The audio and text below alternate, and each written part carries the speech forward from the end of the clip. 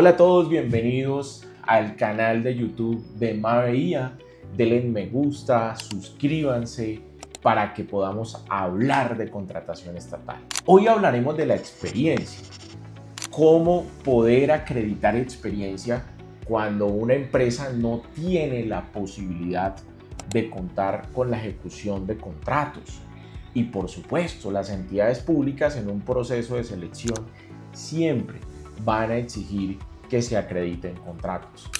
Muy excepcionalmente, algunas entidades estatales en los procesos de mínima cuantía no se exigen la acreditación de contratos, pero son casos excepcionales. Hablando entonces de la generalidad, hay unas formas de poder acreditar esos contratos. Lo primero es que es posible mediante la constitución de uniones temporales o consorcios con aquella empresa que tenga la experiencia y que pueda yo aliarme con él para poder presentarme en una licitación con un porcentaje de participación pequeño, probablemente inicialmente un 10, un 15 o un 20%, y que ejecutándose ese contrato ya voy a obtener esa experiencia conforme al porcentaje de participación. Esto también es posible no solamente con un contrato con el Estado, sino además un contrato desde el sector privado, ya sea constituyendo una unión temporal o en su defecto ya sea ejecutando un contrato de manera unitaria con un ente privado. Esto nos lleva al segundo aspecto, que son esos contratos que se acreditan con particulares, que pueden ser generados mediante una factura que puede convertirse en un contrato. Hay una tercera posibilidad, que es la homologación de la experiencia con un socio que yo lo vincule dentro de los primeros 3 años de constitución de la organización empresarial para que toda su experiencia se homologue en el Registro Único de Proponentes. Y los contratos que voy a acreditar son los de ese socio cuando me presente a una licitación. Eso solo se logra dentro de los primeros 3 años.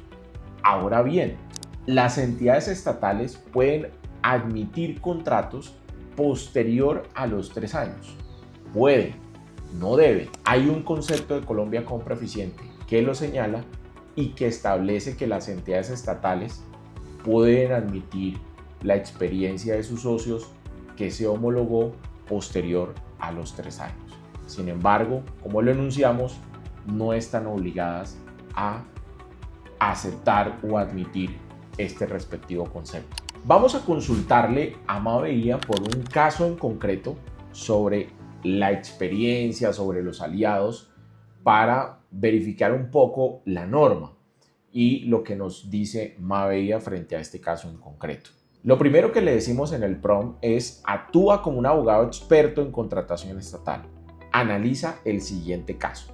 Una empresa recién constituida desea participar de un proceso de contratación estatal, pero no cuenta con experiencia propia para acreditar los requisitos habilitantes exigidos por las entidades públicas. La empresa está evaluando vincularse con un tercero que sí posee experiencia acreditada en contratos similares. Con fundamento en la normatividad vigente, la jurisprudencia y los conceptos de Colombia Compra Eficiente, responde. Hay unas preguntas, pero vamos de una vez a enviarle la respectiva información a Maveía para que nos resuelva esta duda. En este momento nos está respondiendo, está haciendo cuadros, está haciendo una respuesta específica por cada una de las preguntas que nosotros ya le estamos haciendo. Ya teniendo entonces este prompt que le hemos colocado a Maveía, primero ella hace un análisis jurídico del caso en concreto y posteriormente empieza a resolver nuestras preguntas. La primera pregunta que le hicimos frente al caso en concreto que analizamos fue: ¿puede una empresa sin experiencia participar asociándose con otra que sí la tenga? Maveía nos dice: sí, es jurídicamente viable. El artículo 7º de la Ley 80 de 1993 permite que 2 o más personas presenten su propuesta conjunta mediante consorcio o unión temporal. Entonces ya vemos que la figura asociativa que nos permite la ley se desarrolla bajo el artículo 7º de la Ley 80 de 1993. Estas figuras habilitan que la experiencia pueda acreditarse por los integrantes, siempre que se cumpla con lo exigido en el pliego de condiciones y el régimen reglamentario. Desde la interpretación sistemática y teleológica del régimen contractual, el sistema busca garantizar la pluralidad de oferentes conforme al artículo 209 constitucional que expresa los principios de función administrativa. La experiencia es un requisito habilitante verificable, no un factor de exclusión absoluto. Por tanto, una empresa recién constituida puede participar asociándose con un tercero con experiencia acreditada. En este punto es importante tener en cuenta que hay que revisar los pliegos de condiciones, porque si el pliego indica que todos los integrantes deben aportar como mínimo un contrato, en este sentido, esa empresa que no tiene experiencia no podría hacer parte de esa unión temporal o consorcio. En ese caso habría que presentar una observación ante la entidad estatal para que permitan que en un porcentaje específico, por ejemplo un 10%, se pueda acreditar entonces que un oferente que no tiene experiencia pueda ser parte de ese proponente plural. La segunda pregunta va enfocada en la diferencia jurídica entre un consorcio, una unión temporal y promesa de sociedad futura. El consorcio, la responsabilidad es total frente a la entidad. Esto es lo que nos dice Mavia. Todos responden por la totalidad del contrato, no se divide responsabilidad por porcentajes. Es completamente solidaria. Aquí nos está dejando muy claro Mavia. La unión temporal, la responsabilidad solidaria en la propuesta. En ejecución, las sanciones pueden imponerse según su participación. Se deben indicar claramente porcentajes y actividades de cada integrante. Aquí cambia un poco frente a lo que son sanciones como la Procuraduría, como la Contraloría, como la misma aplicación o declaratoria de incumplimientos, donde se debe revisar las actividades, porque si uno de los integrantes las cumplió a satisfacción y su porcentaje de participación está avanzando de manera satisfactoria, no debe aplicarle esa sanción o esa declaratoria de incumplimiento, sino lo debe hacer al que sí está incumpliendo conforme a sus actividades asignadas y conforme a su porcentaje de participación. La promesa de sociedad futura no es una forma de propuesta conjunta regulada como tal en la Ley 80. Puede admitirse si el pliego lo permite. Implica que adjudicarse se constituirá una nueva persona jurídica. La experiencia debe acreditarse por los prominentes según las reglas del proceso. Esto es permitido, no es normal encontrar promesas de sociedad futura, pero es una figura que dejó contemplada la Ley 80 de 1993. Un poco las diferencias entre lo que es el consorcio, la unión temporal y la promesa de sociedad futura. Primero, en materia de responsabilidad, como lo dijimos, en materia de distribución de obligaciones y uso frecuente. Entonces ya dijimos que el consorcio era solidaridad total, la unión temporal, solidaridad con distribución de acuerdo a sus actividades y porcentaje de participación. Y la promesa de sociedad futura depende si el pliego lo permite. La tercera pregunta nos dice, ¿puede utilizarse la experiencia del socio para acreditar requisitos habilitantes? La respuesta de Mavia es sí, pero bajo condiciones. El decreto 1082 del 2015 establece que en propuestas plurales la experiencia puede acreditarse con la sumatoria de la experiencia de sus integrantes siempre que se cumplan los criterios del pliego, la experiencia corresponda al objeto contractual y se cumplan los porcentajes o reglas exigidas. Colombia Compra Eficiente ha señalado que la experiencia es verificable en cabeza del integrante que la aporta. No se transfiere, sino que se acredita como integrante del proponente plural. Debe existir coherencia entre participación y ejecución real. Entonces, un poco acá, la homologación de la experiencia, como lo hemos enunciado inicialmente, que es posible homologar experiencia del respectivo socio conforme al decreto 1082 del año 2015. La cuarta pregunta nos dice: ¿existen límites respecto al porcentaje del socio experimentado? Mavia nos responde que no existe en la ley un porcentaje fijo obligatorio. Sin embargo, el pliego puede exigir que quien aporte la experiencia tenga un porcentaje mínimo. Algunas entidades exigen que el integrante que acredita experiencia participe con al menos 30, 40 o 50%. En contratos de alta complejidad técnica, puede exigirse que el socio experimentado ejecute directamente las actividades relacionadas con la experiencia acreditada. En este sentido, el pliego es lo que establece el reglamento o en su efecto el lineamiento específico para los porcentajes de participación. Como lo hemos dicho, en algunos casos puede que exijan que todos los integrantes tengan como mínimo un contrato y que se acredite ese contrato. O en su efecto, puede ser que digan que cualquiera de los que se integran en ese proponente plural puedan aportar la totalidad de la experiencia, independientemente de los porcentajes de participación que tengan.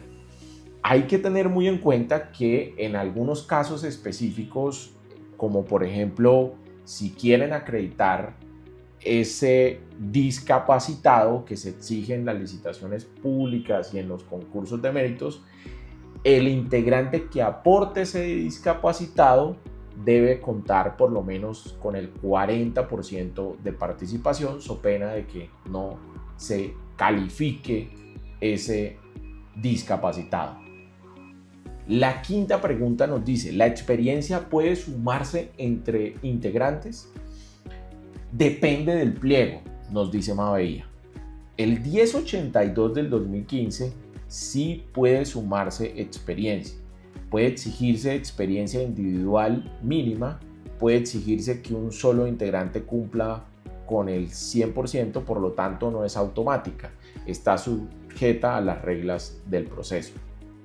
Un poco lo que hablamos anteriormente, que depende de las reglas de juego que haya indicado la entidad en el pliego de condiciones, porque si permiten que uno de los integrantes aporte toda la experiencia, pues eminentemente otros integrantes que no cuentan con experiencia pueden estar en ese proponente plural para cuando se ejecute el contrato, ese porcentaje de participación les sirva para acreditar en otros procesos de selección. La pregunta sexta nos dice: los riesgos jurídicos, técnicos y financieros. ¿Qué riesgos existen frente a esto? Existen unos riesgos jurídicos: simulación de la experiencia, sanciones por información inexacta, inhabilidad sobreviviente y responsabilidad solidaria en consorcio. Claro, en el entendido que existen varios integrantes, pueden estar expuestos a la simulación de la experiencia, a las respectivas sanciones por información inexacta que aporten los integrantes, o en su efecto a inhabilidades sobrevivientes o responsabilidad solidaria en consorcios. Si alguno de los integrantes no cumple, todos van a tener que responder si constituyeron un consorcio. Los riesgos técnicos. El socio experimentado no participa realmente, dependencia operativa excesiva, incumplimientos técnicos que afectan a todos. Existe como riesgo técnico que algunas empresas aporten la experiencia, pero en realidad no participen de la ejecución del contrato. Por lo tanto, ahí pueden existir unos riesgos técnicos para aquellas empresas que están iniciando porque quizás no manejan ni dominen a la perfección el bien, obra o servicio que están ejecutando con una entidad estatal. Hay unos riesgos financieros. Por supuesto, si existen multas, si existen la aplicación de la cláusula penal pecuniaria, o en su efecto si existe una sanción por parte de la Contraloría, pues esto implica un riesgo financiero para los integrantes, sobre todo en aquellos que constituyen un consorcio. Para la unión temporal, recordemos que es la distribución de las actividades y la participación de acuerdo al porcentaje que tenga en esa unión temporal. La séptima pregunta nos habla sobre la estructura recomendada para maximizar la adjudicación. Nos dice Mavia, estrategia óptima para empezar una nueva empresa. Primero, constituir una unión temporal. Segundo, un socio experimentado con participación técnica real. Tercero, una distribución clara de actividades. Cuarto, un acuerdo interno robusto. Y quinto, una participación coherente con experiencia aportada. Es decir, un poco las posibilidades o herramientas que existen para poder que una empresa nueva pueda participar del mercado de compras públicas. Y nos da una recomendación además Mavia que nos dice que el socio experimentado ejecute las actividades técnicas críticas, que la empresa nueva asuma actividades administrativas o complementarias, establecer cláusulas de salida y responsabilidad interna, verificar exigencias del RUP y revisar si el pliego permite sumatoria. Conforme estas recomendaciones estratégicas, es un poco la lectura del pliego de condiciones para entender las reglas que se tienen y además revisar los componentes técnicos para distribuir esas actividades en la constitución de la unión temporal. El punto 8 nos habla sobre algunos ejemplos, como el caso, por ejemplo, de una licitación pública de obra o un objeto de construcción de un colegio, donde en un requisito se exige experiencia en 3 contratos similares por un valor equivalente al 50% del presupuesto. Y allí entonces la estrategia sería una unión temporal donde el socio A experimentado aporta el 100% de la experiencia y la empresa nueva ejecuta la administración y logística, pero con una participación del 40%. En los casos, por ejemplo, de selección abreviada, un objeto de suministro de mobiliario donde un requisito establezca un contrato similar y la estrategia sería un consorcio, experiencia la aporta uno de los integrantes, no se exige porcentaje mínimo, empresa nueva participa en fabricación parcial. Entonces se beneficia esa nueva empresa cuando se ejecute ese respectivo contrato. El concurso de méritos, una consultoría, estudios estructurales es el objeto. Requisito, experiencia específica del equipo de trabajo y experiencia del proponente. Entonces, hacer una unión temporal, el socio aporta el director del proyecto con experiencia acreditada y la nueva empresa aporta a los profesionales. Es un poco la distribución de las actividades. El más experimentado en términos de ejecuciones de contratos aporta su experiencia, pero el otro va en un porcentaje de participación y aportando profesionales que son los que van a desarrollar la respectiva consultoría. De esta manera, una conclusión general que nos da Mavia: si es jurídicamente viable que una empresa sin experiencia participe mediante asociación, la clave radica en elegir correctamente la figura asociativa, cumplir estrictamente lo que dispone el pliego, garantizar ejecución real del socio experimentado y estructurar adecuadamente el acuerdo interno. Con esto vimos las posibilidades que en conocimiento de un abogado experto en contratación estatal existen y también qué posición tiene Mavia sobre cómo una nueva empresa puede iniciar en este mundo de la contratación estatal participando como proveedor para suministrarle bienes, obras o servicios. Síganos en Mavia, suscríbanse, denle me gusta a este video y nos vemos en una próxima oportunidad.